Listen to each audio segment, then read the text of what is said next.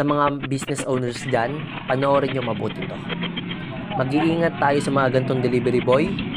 Pagkaalis nitong kasama niya, tsaka niya gagawin yung binabalak. Kung maaalala nyo, nabasag niya yung basyo nung nilalagay na niya sa sasakyan nila. Kaya dito, hinahanap niya yung nabasag niya kung saan nailagay. Ayan, nakita niya na, nasa ilalim. Tapos dito, panoorin niyo mabuti, kukunin niya ng palihim yung basyo namin. Ayan, dalawang bote ng basyo. Tapos binalik niya yung basag na 1 peraso. Busy kasi itong tatay ko, may inaasikaso siyang customer, kaya hindi na napansin. Kaya mabuti na lang na may CCTV para aware kayo sa mga nagaganap sa negosyo nyo. Sobrang laking tulong ng CCTV, kaya tip ko sa inyo na magpalagay na rin kayo.